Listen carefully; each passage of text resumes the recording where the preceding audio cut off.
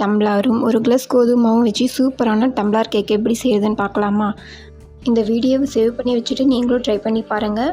ஒரு மிக்ஸி ஜாடியில் ஒரு கிளாஸ் சர்க்கரை சேர்த்திக்கலாம். 2 ஏலக்காய் சேர்த்தி நல்லா நைஸாக அரைச்சி எடுத்துக்கலாம். ஒரு கிண்ணத்தில் ஒரு கிளாஸ் கோதுமை மாவு சேர்த்திக்கலாம். அரைச்சி வச்சிருக்கிற சுகரை சேர்த்திக்கலாம்.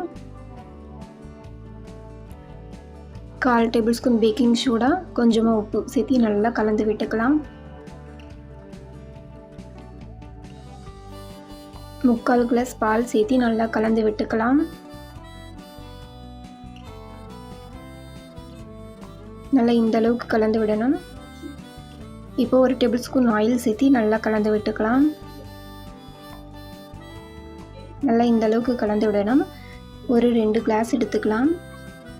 அதில் ஆயில் சேர்த்து நல்லா தடவி விட்டுட்டு கோதுமை மாவும் தூவி விட்டுக்கலாம். இப்போ ரெடி பண்ணி வச்சுருக்கிற மாவை இதில் சேர்த்திக்கலாம்.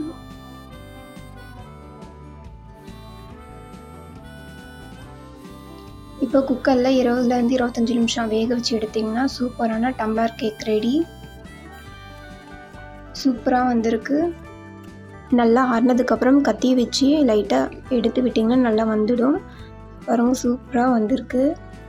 சாஃப்டாகவும் இருக்குது. சாப்பிடவும் அவ்வளோ சூப்பராக இருக்குது. நீங்களும் உங்கள் வீட்டு குட்டீஸ்க்கெல்லாம் இந்த மாதிரி செஞ்சு கொடுங்க, விரும்பி சாப்பிடுவாங்க. சாப்பிட்றதுக்கும் அவ்வளோ டேஸ்ட்டாக இருக்குது. மறக்காமல் நீங்களும் ட்ரை பண்ணி பாருங்கள். Okay, bye guys.